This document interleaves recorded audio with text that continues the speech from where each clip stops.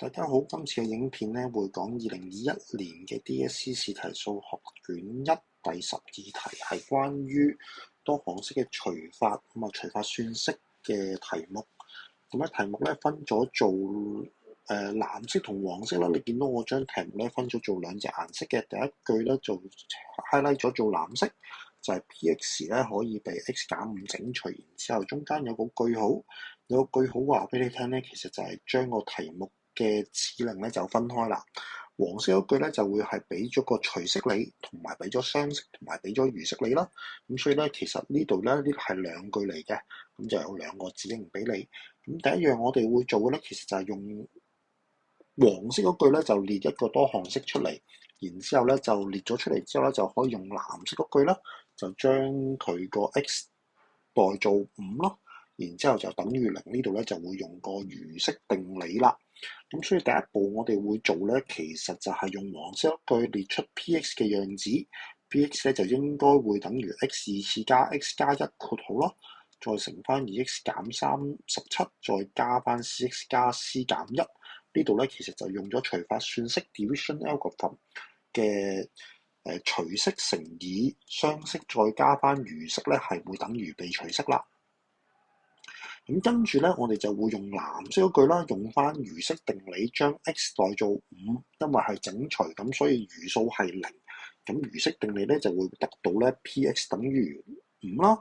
咁然之後咧代個5落去，我再等於0咧，我哋就會得到呢一個嘅方程。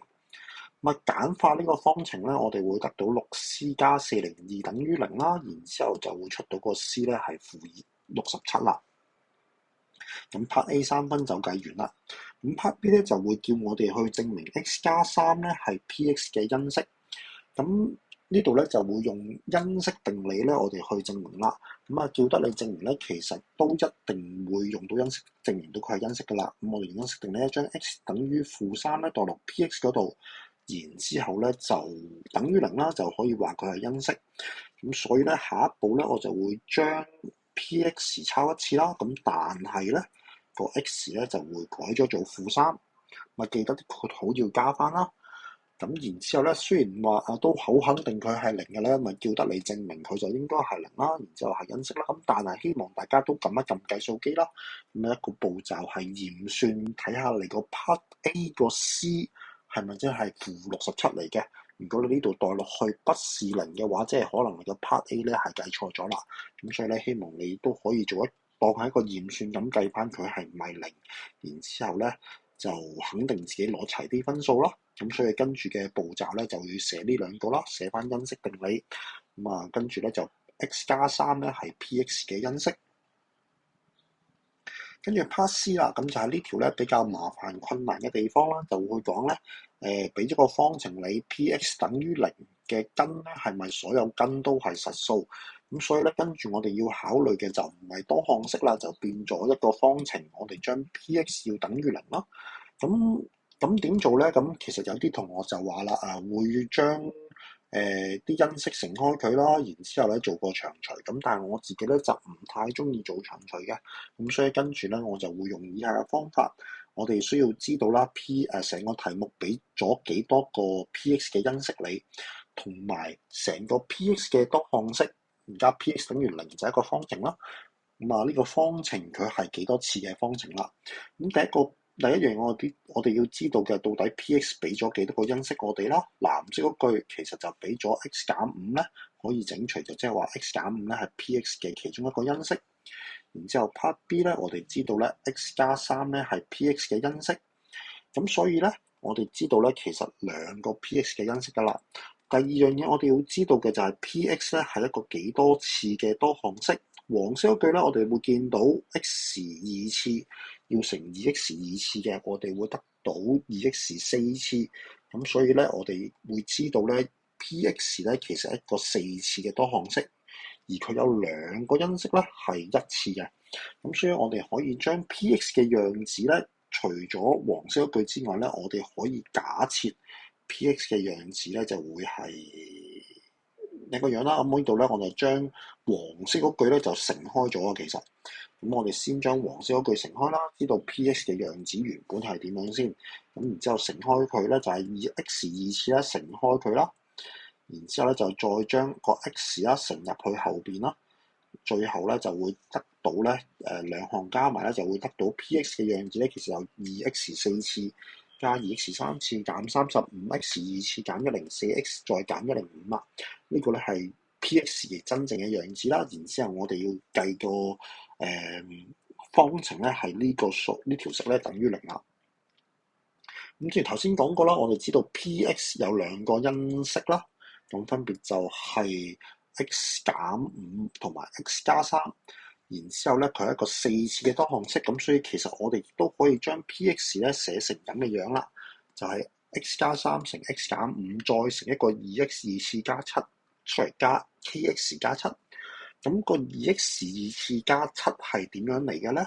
咁我哋就會比較頭先展開嘅呢一個 P(x) 嘅樣啦，就係 2x 二次，咁我哋有因式兩個 x 同埋 x， 再乘乜嘢會係 2x 四次咧？咁就係 2x 二次咯。睇完最頭咧，我哋會睇最尾啦，因為咧加3乘-5，再乘多個數咧會係-105嘅，咁嗰個數咧就會係加7咯。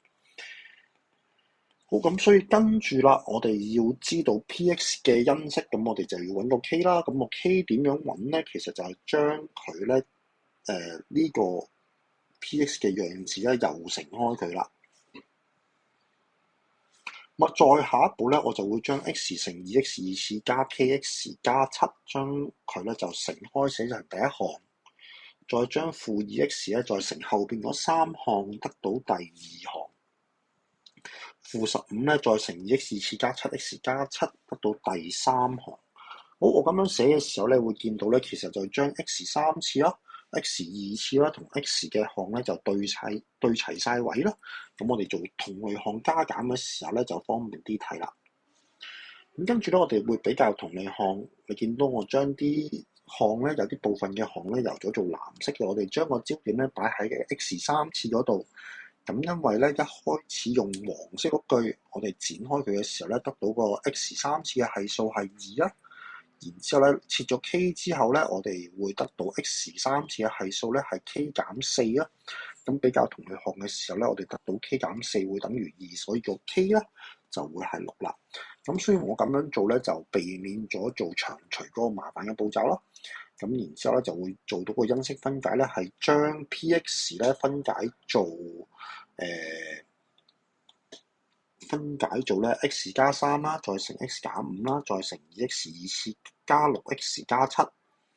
咁跟住我哋會將個焦點咧擺喺 2x 二次加 6x 加7呢個方程嗰度。咁因為咧其實x 加5同 x 加3同 x 減5咧等於0嘅話咧，咁佢哋嘅根咧都會係實數咯。然之後題目就問咧，咁啊 P(x) 等於0嘅時候，呢個方程嘅根咧係唔係實數咯？咁所以我哋嘅焦點咧，如果我就會擺喺 2x 二次加 6x 加7等於0呢個方程嘅上面啦。如果呢個方程嘅根都係實數嘅話咧，咁成個 P(x) 等於0嘅方程嘅根都會係實數咯。咁點樣去判斷呢個方程 2x 二次加 6x 加7呢個方程嘅根係咪實數咧？咁我哋就會睇 delta 啦。咁然之後咧計到 delta 等於0啦，咁我哋就知道咧其實咧佢哋嘅根咧就唔係全部都係實數啦，咁所以就答不正確啦。咁啊再俾一次所有嘅步驟咧同我睇一睇完。